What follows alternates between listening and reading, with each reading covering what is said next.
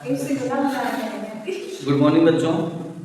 आज हम लोग जो है B.Com 6 semester accounting for manager इस बुक का जो है श्री गणेश करने जा रहे हैं।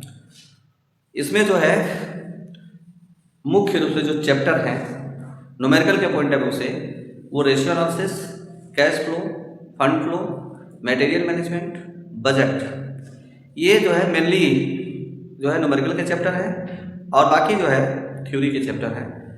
बहुत बड़ा सिलेबस नहीं है। अगर 20 घंटे की पढ़ाई किया जाए तो पूरा बुक कवर हो सकता है। और न्यूमेरिकल के लिए तो मान लीजिए कोई आदि अंत नहीं होता है, वो तो प्रैक्टिस होता है। आप जितना चाहें उतना प्रैक्टिस कर सकते हैं। इस वीडियो को क्लास 11th के बच्चे नहीं, अभी नहीं, वो तो जब कैश फ्लो और रेशियो एनालिसिस आएगा तब वो पढ़ेंगे। चलिए हम लोग शुरू करते हैं और वीडियो पूरा अंत तक देखिए। Management accounting nature and scope, ये कई नामों से पढ़ा जाता है। पहले इस बुक का नाम था फाइनेंशियल स्टेटमेंट एनालिसिस, फिर बाद में इसको चेंज करके कर दिया गया अकाउंटिंग फॉर मैनेजर। किसी यूनिवर्सिटी में मैनेजमेंट अकाउंट के नाम से पढ़ाया जाता है तो रियल में ये मैनेजमेंट अकाउंटिंग ही, लेकिन जैसे मैनेजमेंट जब बोला जाता है तो बहुत व्यापक शब्द हो जाता है, बहुत वाइड टर्म में यूज किया जाता है मैनेजमेंट को। इसीलिए अनेक विश्वविद्यालयों में जो है थोड़ा इसको अलग अलग नाम से पढ़ाया जाता है। गोरखपुर विश्वविद्यालय में भी पहले जो है NEP आने से पहले इसका नाम था फाइनेंशियल स्टेटमेंट एनालिसिस, अभी इसको बोलते हैं अकाउंटिंग फॉर मैनेजर। और जब हम पढ़े थे तब था नाम इसका मैनेजमेंट अकाउंटिंग। अभी भी कई विश्वविद्यालयों में इसी नाम से पढ़ाया जाता है। CS में जो मैनेजमेंट एंड कॉस्ट का एक साथ पढ़ाया जाता है इंटर लेवल पे, यानी कि IPCC लेवल पे, और बाकी जो है अलग से पढ़ाया जाता है। तो जैसा कि नाम से ही पता चल रहा है कि नाम है इसका मैनेजमेंट अकाउंटिंग या अकाउंटिंग फॉर मैनेजर, यानी जितने भी इसमें अकाउंटिंग किए जाएंगे वो किसके लिए किए जाएंगे? मैनेजर के लिए किए जाएंगे। तो क्या मैनेजर उसका हलवा बनाएगा? है ना। मैनेजर को क्या काम होता है? डिसीजन लेना काम होता है। मैनेजमेंट का कार्य क्या होता है? डिसीजन लेना। और डिसीजन लेने के लिए उसको डेटा की जरूरत होती है, सूचनाओं और इंफॉर्मेशन की आवश्यकता होती है, और उस इंफॉर्मेशन के बेसिस पे वो जो है बेस्ट डिसीजन ले सकता है। इसीलिए मैनेजमेंट अकाउंटिंग में जैसे मैनेजमेंट की आवश्यकता होती है उसी के अनुरूप अकाउंटिंग किया जाता है। लॉन्ग टर्म, शॉर्ट टर्म, ठीक है, very short term, day to day business operate करना, इन सब में जो है मैनेजमेंट को डिसीजन लेना होता है। मैनेजमेंट के कई सारे लेवल होते हैं। टॉप मैनेजमेंट होता है, मिडिल मैनेजमेंट होता है, फंक्शनल मैनेजर होते हैं। तो जो फंक्शनल मैनेजर होते हैं वो डे टू डे उनको इन्फॉर्मेशन चाहिए होता है और वो बहुत शॉर्ट टर्म के लिए जो है डिसीजन लेते हैं ताकि बिजनेस को सही से ऑपरेट किया जा सके।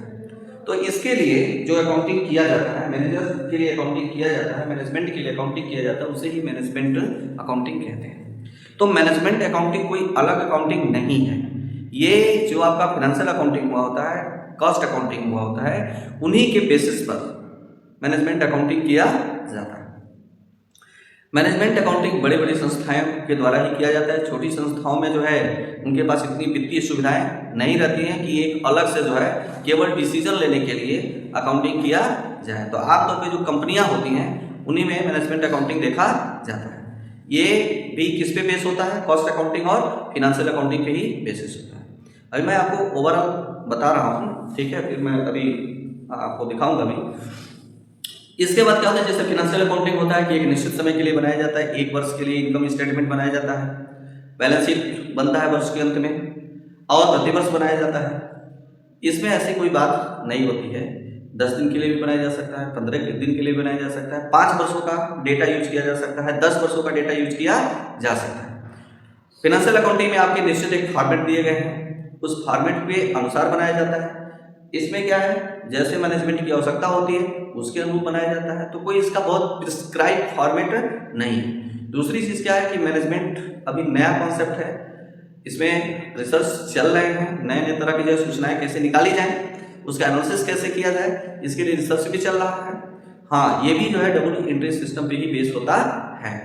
जो आपका, चूंकि ये फाइनेंशियल अकाउंटिंग और कास्ट अकाउंटिंग है, अब वो दोनों जो है डबल एंट्री सिस्टम पे बेस है, ये भी डबल एंट्री सिस्टम पे बेस है। जो अकाउंटिंग परंपराएं हैं, प्रिंसिपल्स हैं, मान्यताएं हैं उनको भी ध्यान में रखना जरूरी होता है। यानी जो अकाउंटेंसी हमको रूल बताया है उसके अनुसार ही कार्य करने होते हैं। अब आप जानते हैं कि कॉमर्स का कोई भी सब्जेक्ट पढ़ेंगे तो उसका nature art and science both होगा, तो इसका भी आर्ट एंड साइंस बोथ है। तो आर्ट है, इसका मतलब थोड़ा सिस्टमेटिक तरीके से, साफ सुथरा तरीके से इसको बनाने की आवश्यकता होती है, ठीक है। और साइंस है तो सिस्टमेटिक तो रखना ही पड़ेगा। तो ओवरऑल ये मैनेजमेंट थ्योरी की क्लास है आपकी, इसमें भी कोई न्यूमेरिकल हम नहीं पढ़ाने जा रहे हैं। हमने सोचा कि थोड़ा सा आपको पहले मैनेजमेंट अकाउंट से परिचय कराना जरूरी है, ताकि जो आप आगे चल के एनालिसिस का काम करोगे, इंटरप्रिटेशन का काम करोगे, तो उसका महत्व आपके समझ में आए कि आप कर क्या रहे हैं। ठीक है बच्चों, अब यहाँ हेडिंग है management accounting nature and scope. उसके ऊपर कोई क्लास नहीं, नेचर एंड स्कोप। देखा है management accounting is the presentation of accounting information. कह रहा है कि ये क्या है, प्रेजेंटेशन है, रिकॉर्डिंग नहीं है। जैसे फाइनेंशियल अकाउंटिंग में बुक कीपिंग करते हो तो आप ट्रांजैक्शन को क्या करते हो, रिकॉर्ड करते हो, जबकि मैनेजमेंट अकाउंट क्या है, प्रेजेंटेशन। तो भैया एक एमसीक्यू यहाँ से भी बन सकता है कि नहीं बन सकता है। फॉर अकाउंटिंग इंफॉर्मेशन, इसका मतलब ये है कि अकाउंटिंग हो चुका है, अकाउंटिंग करना नहीं है। अकाउंटिंग इंफॉर्मेशन यानी ऑलरेडी अकाउंटिंग हुआ होगा तभी तो आपको इंफॉर्मेशन मिलेगा। Accounting information in such way as to assist management in the creation of policy, यानी मैनेजमेंट को किस लिए चाहिए, तो पॉलिसी क्रिएट करने के लिए चाहिए। And day to day operation, यानी कि जो आप डे टू डे बिजनेस संचालित करते हैं। जैसे सिंपल सी एक बात है, आप समझिए, रॉ मटेरियल का ऑर्डर देना है, ठीक है। तो रॉ मटेरियल का ऑर्डर देना है तो रॉ मटेरियल तो डे टू डे के वर्क में आएंगे। रॉ मटेरियल आ रहा है, प्रोड्यूस हो रहा है, सेल हो रहा है, आ रहा है, प्रोड्यूस हो रहा है, सेल हो रहा है। तो कब ऑर्डर दें ताकि जो है मटेरियल सही समय पर हमारे पास उपलब्ध हो जाए, सही रेट पे उपलब्ध हो जाए। आप जानते हैं मटेरियल आके रखा जाएगा तो उसका कैरिंग कॉस्ट आएगा। कॉस्ट अकाउंटिंग में आप पढ़ के आए, कैरिंग कॉस्ट आएगा। आप कॉस्ट अकाउंटिंग में मटेरियल नामक चैप्टर पढ़े हैं तो आप देखें कि मटेरियल ऑर्डर देने के कितने सारे टेक्निक हैं और किन किन बातों को ध्यान में रखा जाता है। तो ये डे टू डे से संबंधित है। अब बताइए, मटेरियल से संबंधित जब मैनेजर को सूचना मिलेगा तब तो परचेज मैनेजर ऑर्डर देगा, है कि नहीं। तो डे टू डे ऑपरेशन के लिए कह रहा है, thus it's related to the use of accounting data collected. कह रहा है इसलिए वो जो कलेक्टेड अकाउंटिंग डेटा है उसका प्रयोग करता है विद द हेल्प ऑफ, किसकी सहायता से, फाइनेंशियल अकाउंटिंग, कॉस्ट अकाउंटिंग। ठीक है, तो आपसे यहाँ प्रश्न पूछ सकता है, एमसीक्यू बन सकता है कि मैनेजमेंट अकाउंटिंग बेस ऑन, यानी मैनेजमेंट अकाउंटिंग किस पे बेस होता है, तो cost accounting and financial accounting for the purpose of policy formation. Management को किसके लिए चाहिए, पॉलिसी बनाने के लिए चाहिए। फिर किसके लिए चाहिए, planning, control, decision making by the management. वैसे मैनेजमेंट का काम ही ये होता है ना, पॉलिसी बनाना और प्लानिंग करना, कंट्रोलिंग करना, डिसीजन लेना, ये सब मैनेजमेंट का काम होता है। और इसके लिए जो इंफॉर्मेशन चाहिए वो कहाँ से मिलता है इनको, वो इंफॉर्मेशन मिलता है मैनेजमेंट अकाउंटिंग से। देखिए management accounting link, management accounting का संबंध किससे है, मैनेजमेंट से। ये किससे लिंक करता है, मैनेजमेंट से लिंक करता है। With accounting as any accounting information required for talking managerial decision in the subject matter of management accounting. तो उम्मीद करता हूं कि आपको समझ में आया होगा। ठीक है, आगे बढ़ता हूं। जैसे ये थोड़ा सा थ्योरी पढ़ा लूंगा, इस पे जो एमसीक्यू होगा वो मैं तुरंत लेके आऊंगा। तो इसको पढ़ने के बाद आप उस क्लास को अवश्य पढ़िएगा। लिखा है some leading definition of accounting as given below. अब कुछ मान लीजिए हम जो बात कह रहे हैं, हम सिंपल आदमी हैं, साधारण आदमी है ना। एक कॉलेज के केवल एक कोने में पढ़ाने वाले असिस्टेंट प्रोफेसर हैं।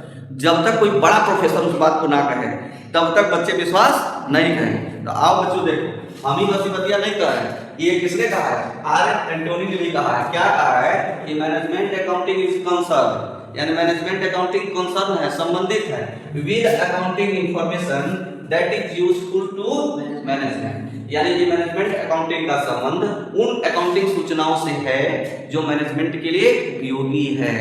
ये कौन कह रहा है भैया, ठीक है। अब आइए भाई, बेटी के देखो, बेटी क्या कर रहा है, बेटी ध्यान दो। ठीक है, बेटी क्या कर, ये कहना है कि management accounting is the term use, कह रहे हैं मैनेजमेंट अकाउंटिंग का जो टर्म यूज किया जाता है डिस्क्राइब अकाउंटिंग मेथड, किसके लिए?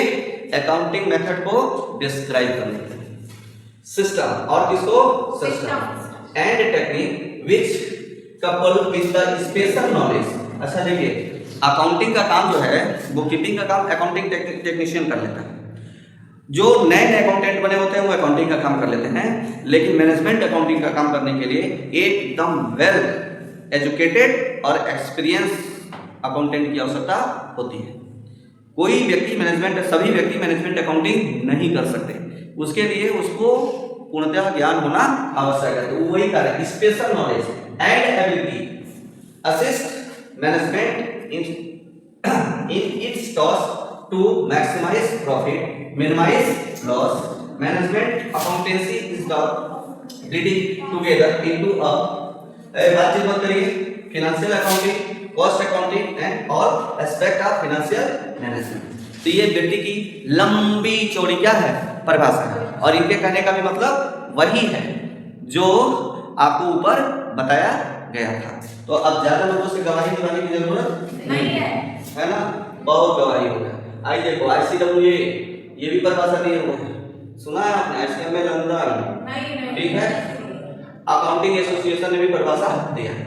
अब हम आते हैं उपरोक्त परिभाषाओं को पढ़ने के बाद, ठीक है, हम कह सकते हैं, क्या कह सकते हैं? नेचर ऑफ मैनेजमेंट अकाउंटिंग में कि पहला हेडिंग क्या है? Technique of selective nature. Management accounting जो होता है वो सेलेक्टिव नेचर का टेक्निक होता है। अब जब लोग बोलते हैं सेलेक्टिव नेचर, तो लोग, कई लोग इसको दूसरे रूप में समझ लेते हैं। सेलेक्टिव नेचर का मतलब ये है कि जितनी की मेरी आवश्यकता है बस उसी पे ध्यान देना है। अगर परचेस मैनेजर को रॉ मटेरियल परचेस करना है तो उसको सेल से क्या मतलब है भाई? है कि नहीं? उसे किससे मतलब है? रॉ मटेरियल खरीदना है तो गोदाम में कितना मटेरियल है, स्टोर में कितना मटेरियल है, प्रोडक्शन मैनेजर को कितने मटेरियल की आवश्यकता है, इससे मतलब। तो जो परचेज मैनेजर के लिए अकाउंटिंग किया जाएगा तो केवल किससे किया जाएगा? रॉ मटेरियल से रिलेटेड। सेल मैनेजर है उसके लिए मान लीजिए अलग होगा, फाइनेंस मैनेजर के लिए अलग होगा, विज्ञापन करने वाले के लिए अलग होगा। तो जहां जिसकी आवश्यकता है वहां पर वो टेक्निक अपनाया जाता है। इसका मतलब यह है कि मैनेजमेंट अकाउंटिंग का नेचर क्या है? सेलेक्टिव है। ऐसा नहीं है जैसे फाइनेंशियल अकाउंटिंग में क्या होता है कि ओवरऑल पूरे बिजनेस का जो है तैयार किया जाता है, all transaction record in financial accounting, but management accounting में ऐसा नहीं किया जाता है। जहां की जरूरत है, जितनी जरूरत है उतना हम सेलेक्ट करते हैं। पढ़िए, management accounting is the technique of selective nature. It take into consideration only that data from the income statement and position statement. Position statement मतलब बैलेंस शीट, ठीक है, merit which relevant and useful to management. ना तो पूरे profit and loss को देखना है, ना तो पूरे बैलेंस शीट को देखना है, जितना मैनेजमेंट को यूजफुल है, जितना उसकी आवश्यकता है, बस उसी को हम सेलेक्ट करेंगे, उसी का एनालिसिस करके और मैनेजर साहब के सामने प्रस्तुत करेंगे कि ले लो भैया डिसीजन, है कि नहीं? Only that information is communicated to management, और केवल वही सूचनाओं को हम क्या करेंगे? मैनेजमेंट को कम्युनिकेट करते हैं। समझ गया पहला? कोई दिक्कत? आगे बढ़े। दूसरा है provide data and not the decision. अच्छा, अब ये मत समझिएगा कि साधन ही साध्य है, ये केवल एक टूल्स है ना, ये स्वयं अपने आप में डिसीजन नहीं लेता, बल्कि ये डिसीजन लेने का बेस तैयार करता है। मैनेजर को अपने बुद्धि और विवेक के हिसाब से डिसीजन लेना होता है। ये बस एक सहायता कर सकता है मैनेजर के कि भैया देखिए ये प्रेजेंट पोजीशन है, अब आप जैसा चाहे वैसा डिसीजन लें, यानी ये स्वयं डिसीजन नहीं लेगा। देखिए, the management accountant is not taking any decision. जो मैनेजमेंट अकाउंटेंट होता है वो खुद कोई डिसीजन नहीं लेता। By providing data which helpful to the management decision making. ये किसके लिए होता है? मैनेजमेंट के लिए होता है। आगे बढ़े, समझ गए हो? कंसर्न विद फ्यूचर, इसका संबंध कहां किससे है? भविष्य से। डिसीजन प्लानिंग, प्लानिंग किसके लिए होता है? पास्ट के लिए होता है क्या? प्लानिंग तो पास्ट में होता नहीं, प्लानिंग किसके लिए होता है? फ्यूचर के लिए। डिसीजन मेकिंग किसके लिए होता है? भविष्य के लिए होता है। अब जो इंफॉर्मेशन मिल रहा है मैनेजमेंट को, वो पास्ट डेटा पे आधारित भले ही होता है, लेकिन जो डिसीजन होते हैं वो भविष्य के लिए होते हैं। भले से वो हिस्टोरिकल कॉस्ट पे बेस होता है, लेकिन डिसीजन होंगे वो फ्यूचर के लिए होंगे। अगला है एनालिसिस ऑफ डिफरेंट वेरिएबल्स, यानी कि जो मान लीजिए आपके पास बुक्स ऑफ अकाउंट है, profit and loss account and balance sheet, तो उनके जितने भी वेरिएबल्स होते हैं उन सबका अलग अलग एनालिसिस किया जाता है। जैसे मान लो रेशियो एनालिसिस में आप जाओगे या कैश फ्लो में जाओ, तो जब कैश फ्लो में जाओगे तो केवल किसको लिया जाता है, कैश एंड कैश इक्विवेलेंट को ध्यान में रखा जाता है, बाकी को ध्यान में छोड़ दिया, बाकी ये सब जो ध्यान में नहीं रखा जाता। क्लियर है? फिर जो है कोई अदर एनालिसिस होता है तो उसमें उसको ध्यान में रखा जाता है। तो सारे जितने भी वेरिएबल्स हैं उन सबका अलग अलग डिफरेंट तरीके से एनालिसिस किया जाता है। देखिए मैनेजमेंट अकाउंटिंग है to analyse the resources to weigh the profit और loss is more less as compare to the past period, moreover it's try to analysis effect of different variables of the profit and profitability concern. इसका क्या मतलब हुआ? इसका मतलब ये हुआ कि अगर मान लो प्रॉफिट आ गया, ठीक है, तो प्रॉफिट क्यों आया, ठीक है, उसके एक रीजन नहीं होंगे, जितने भी रीजन होंगे सब पे विचार किया। अगर लॉस हो गया, ठीक है, तो क्यों हो गया, इस पे विचार किया जाता है। क्या प्रॉफिट को बढ़ाया जा सकता था, है ना, प्रॉफिट और ज्यादा हो सकता था, कहीं ऐसा मिस्टेक तो नहीं हुआ, ये उस हेडिंग का मतलब था।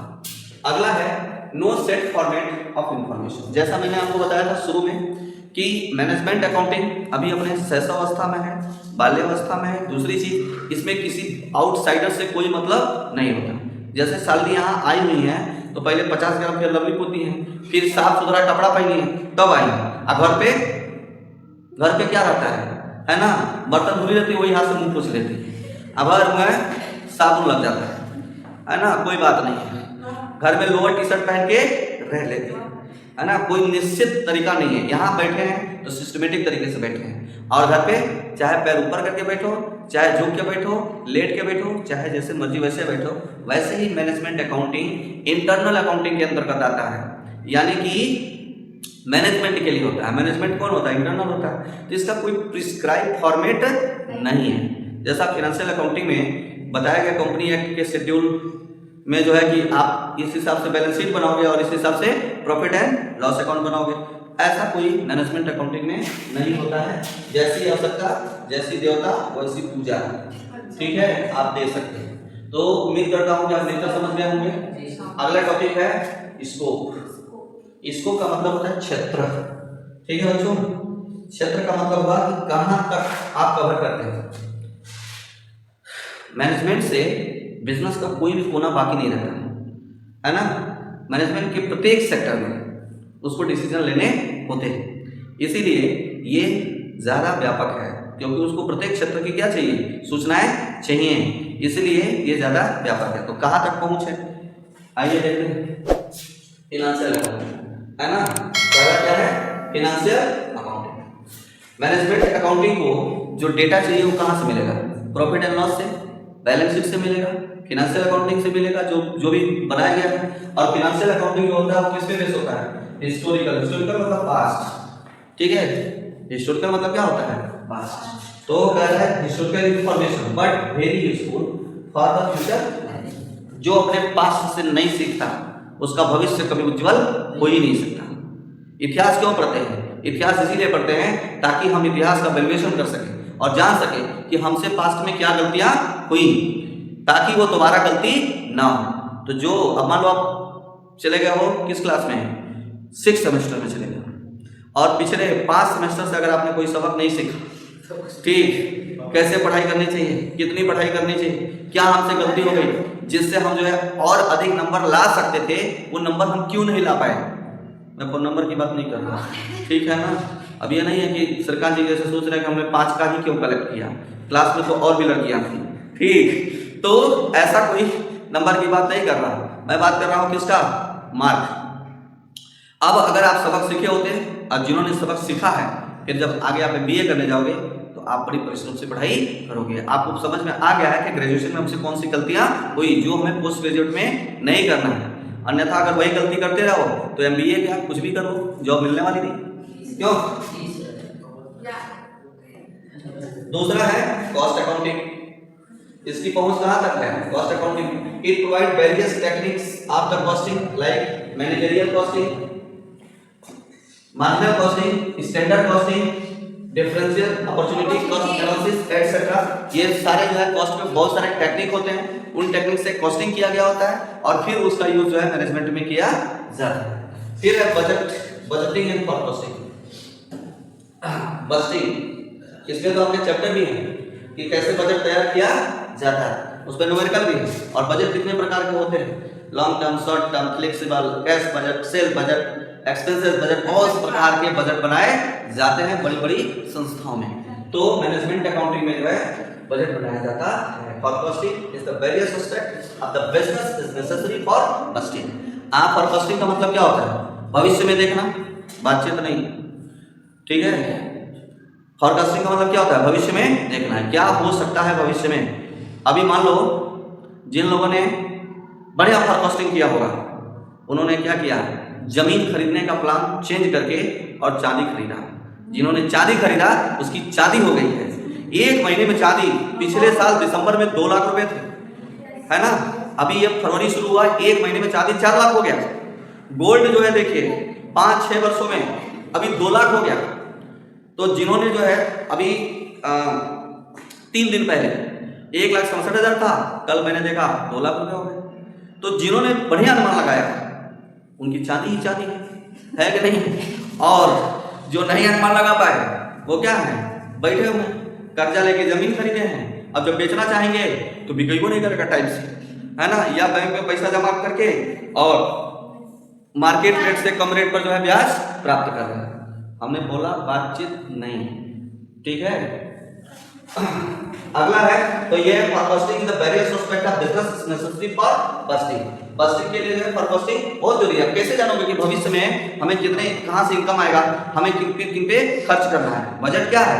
भविष्य में उत्पन्न होने वाले खर्चे और प्राप्त होने वाले इनकम का स्टेटमेंट बजट होता है। और जो किस पे आधारित होता है? पूर्वानुमान पे आधारित होता है। और ये बजट तैयार कौन करता है? कंपनी का चपरासी, अकाउंटेंट नहीं, मैनेजमेंट तैयार करता है, ठीक है।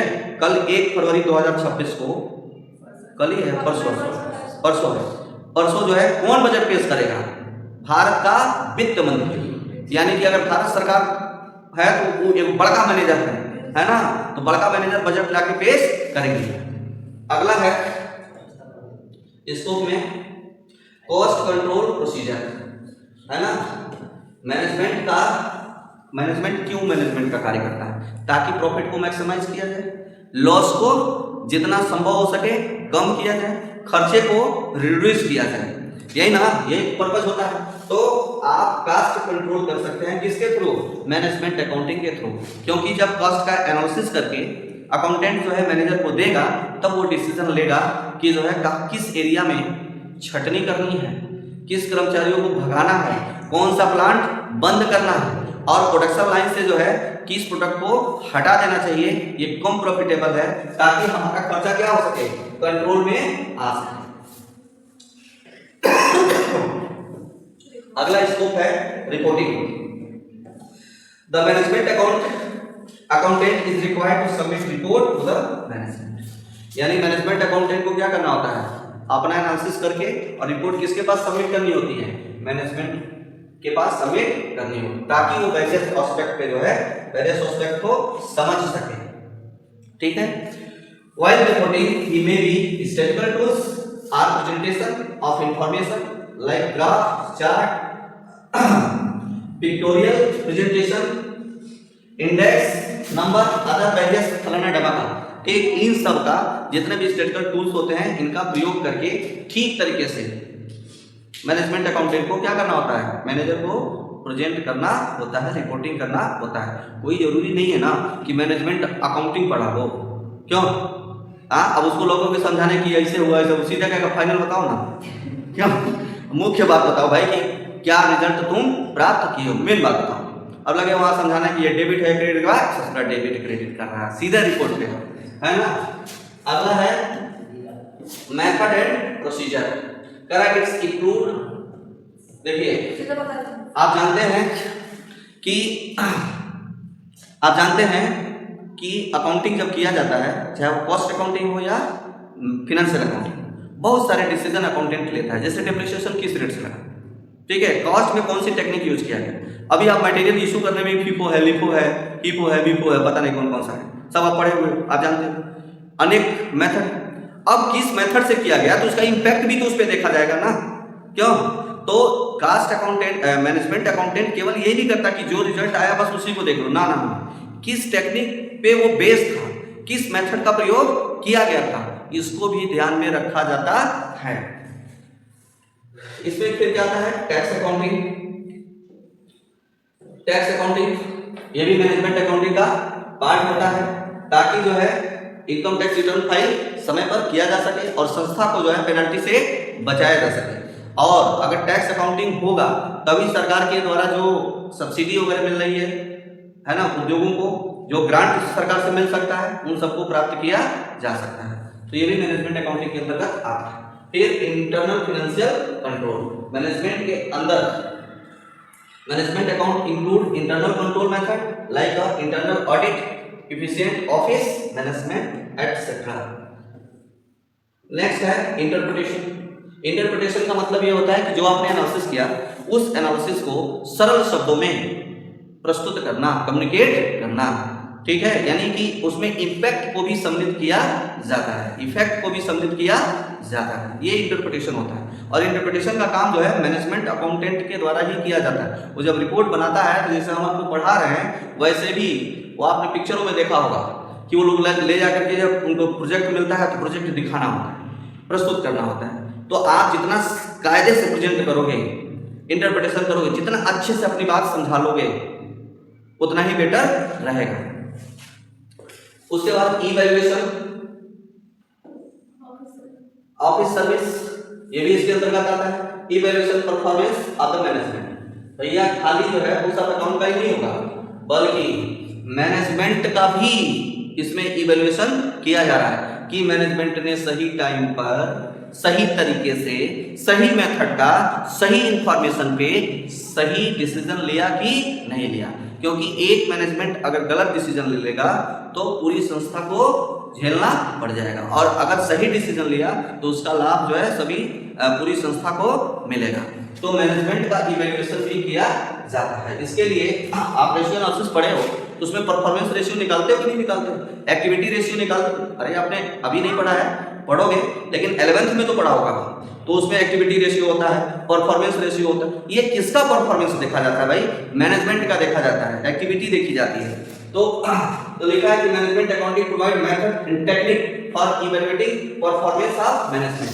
It's evaluate the performance of the management in the light of object of organisation, यानी कि जो संस्था के द्वारा निर्धारित लक्ष्य है, उद्देश्य है, उस उद्देश्य के लाइट में ये देखा जाता है कि मैनेजमेंट ने अपना कार्य ठीक तरीके से किया है कि नहीं किया है। Thus help in the implementation for the principle of management by exception, ताकि जो है मैनेजमेंट बाय जो एक्सेप्शन का रूल है उसको जो है संस्था में अप्लाई किया जा सके या संस्था में सहायता दिला सके। तो आपने समझ लिया क्या चीज इसको। अब है object of management accounting. Management accounting का उद्देश्य क्या है, क्यों इतना पैसा खर्च करने को संस्था तैयार है, उसके लिए एकदम वेल प्रोफेशनल पर्सन की एक टीम बनाती है। कोई अकेला व्यक्ति तो सारा कार्य करेगा नहीं, तो वेल प्रोफेशनल उनको सैलरी दिया जाएगा, ऑफिस दिया जाएगा, है ना, बहुत सारे खर्चे होंगे, तो कुछ तो उद्देश्य होगा। आइए क्या उद्देश्य हो सकता है? मेन उद्देश्य मुख्य पहला क्या है? प्लानिंग एंड पॉलिसी इंफॉर्मेशन, ठीक है, प्लानिंग करने के लिए, और पॉलिसी मतलब क्या होता है? नीति, ठीक है, नीति का निर्माण करने के लिए। देखो कोई व्यक्ति कितना भी एफिशिएंट हो, मैनेजर कितना भी एफिशिएंट हो, वो सारे कार्य स्वयं नहीं कर सकता, सब जगह वो स्वयं उपस्थित नहीं हो सकता। अगर योगी आदित्यनाथ चाहते हैं कि राज्य में कानून व्यवस्था दुरुस्त रहे, और अगर किसी बेटी को एक चौराहे पे छेड़ा गया तो अगले चौराहे पर छेड़ने वाले को जो है टांग लिया जाए, तो स्वयं टांगने थोड़ी ना आएंगे, है ना, वो स्वयं टांगने आएंगे नहीं, वो क्या करेंगे? एक सिस्टम डेवलप करेंगे, एक पॉलिसी बनाएंगे, है ना, कि हर चौराहे पे कैमरा लगा रहेगा। अगर छेड़छाड़ हुआ तो अगले चौराहे पे उस व्यक्ति को पहचान करके और जो वहां पर पुलिस रहेगी वो उसको गिरफ्तार कर लेगी। मतलब चौराहे पे नहीं छेड़ना है, ठीक। तो प्लानिंग है पॉलिसी फॉर्मेशन। तो लिखा है planning involve forecasting based on level information, setting goal, harmony policies, determine alternative course of action and dealing of the programmes of activities. तो पहला उद्देश्य समझ में आ गया। दूसरा उद्देश्य क्या है? Interpretation process. अच्छा एक बात बताओ जी सर, आप ड्रेस में क्यों आए? ठीक है, नियम बनाया जाता है ना कि आप स्कूल में आए हो तो ड्रेस पहन के आओ, टाई लगाओ, थोड़ा दाढ़ी वाड़ी बना के आओ, एक निश्चित मैनर में बैठो। इससे क्या होता है? एक सिस्टम डेवलप होता है। उसी तरह से संस्थाओं में भी पदानुक्रम व्यवस्था बनाई जाती है, कौन किसको रिपोर्टिंग करेगा, कौन किसकी बात मानेगा, यानी कौन किसके अंडर में कार्य करेगा, एटसेट्रा। अब ये सब योग्यता पे आधारित होता है, कौन कितनी योग्यता रखता है उसको उसी के हिसाब से जो है कार्य सौंपे जाता है। Management accounting is the present financial information to the management. यानी क्या करता है ये मैनेजमेंट अकाउंटेंट जो होता है वो मैनेजर के सामने जो अकाउंटिंग इंफॉर्मेशन होता है उसको प्रेजेंट करता है। तो एक सिस्टम डेवलप हुआ कि जो मैनेजमेंट अकाउंटेंट होगा वो सारे डेटा का एनालिसिस करेगा और फिर ला करके किसके सामने प्रस्तुत करेगा? मैनेजमेंट के सामने प्रस्तुत करेगा, ताकि मैनेजमेंट डिसीजन ले सके। Assist in the decision making process. Management accounting का उद्देश्य क्या होता है? जो डिसीजन मेकिंग प्रोसेस है उसको असिस्ट करना with the help of various modern technique, जो भी आधुनिक तकनीक है। Management accounting make the decision making process more scientific. देखिए डिसीजन तो कोई भी ले सकता है, सब लोग डिसीजन लेते हैं। आपको भूख लगी है, खाना खाना है, डिसीजन ले लिया खाना खाना है, तो क्या सड़ा गला कुछ भी खा लोगे? नहीं ना। आप क्या करते हो? एक डिसीजन लेते हो कि हमें साफ सुथरे जगह पर खाना है या ठेले पे खाना है, यह आपका डिसीजन होता है। तो वही ये भी क्या करता है? डिसीजन मेकिंग प्रोसेस को ज्यादा साइंटिफिकली बनाता है। अब ये ज्यादा साइंटिफिकली होता है। Data related to cost, price, profit and saving for each और every alternatives are collected and analysed and provide the base making sound decision.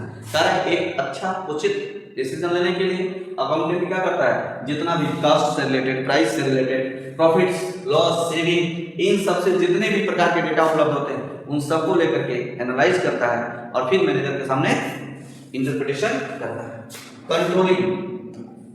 Controlling करने के लिए जो है अकाउंटेंट मैनेजमेंट अकाउंटिंग जो है एक महत्वपूर्ण टूल्स के रूप में कार्य करता है। मैं ये नहीं कह रहा कि स्वयं डिसीजन लेता है, बल्कि एक टूल्स के रूप में कार्य करता है। अब वो कैसे होता है? तो स्टैंडर्ड कॉस्टिंग एक टेक्निक हो गई। मान लीजिए आपको प्रोडक्ट बनाना है, मैनेजमेंट ने जो है क्या किया? एनालिसिस करके और एक स्टैंडर्ड सेट कर दिया। बाकी जो काम करने वाले लोग होंगे उसी के अनुसार काम करेंगे।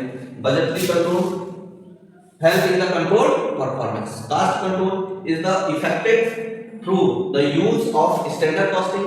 Department control is the made possible through the useful budget. फिर है बच्चों रिपोर्टिंग मैनेजमेंट का उद्देश्य होता है। ठीक है, चुपचाप बैठ करिए। उसके बाद है फैसिलिटीज ऑर्गेनाइजिंग। संस्था के अंदर जो है देखिए ऑर्गेनाइजिंग किसी संस्था का दूसरा कार्य होता है। मैनेजमेंट का दूसरा काम, पहला प्लानिंग होता है, दूसरा क्या होता है? ऑर्गेनाइजिंग होता है। आपने प्लान कर लिया लेकिन उसके अनुसार अगर आपने संसाधनों का प्रबंधन नहीं किया तो फिर आपकी प्लानिंग धरातल पे आ ही नहीं सकती। अब ऑर्गेनाइजिंग करना है तो इसके लिए भी तो इंफॉर्मेशन चाहिए, और वो कहां से मिलेगा? आपको मैनेजमेंट से मिलेगा। Facility coordination of operation. अब विभिन्न विभाग हैं, सभी विभागों के बीच में अगर कोऑर्डिनेशन रहेगा तभी जाकर के लक्ष्य को प्राप्त किया जा सकता है। नहीं तो पता ही चला कि सेल्स मैनेजर जो है सेल ऑर्डर ले लिया, परचेज मैनेजर घर पर लग बैठा, हम तो नहीं करेंगे, बेच के दिखाओ, है कि नहीं? एक दूसरे से क्या है? जल रहे हैं, है ना, आग बबूला हुए हैं। अब स्वाभाविक सी बात है किसी संस्था के अंदर जो सेल मैनेजर होता है उसकी इज्जत थोड़ी ज्यादा होती है। कारण यह कि रेवेन्यू का स्रोत वहीं से आता है। अब जहां से लक्ष्मी आ रही है तो निगाह वहीं पे होती है, तो जितने भी टॉप मैनेजमेंट के लोग आते हैं वो ज्यादा ध्यान सेल्स मैनेजर करेंगे।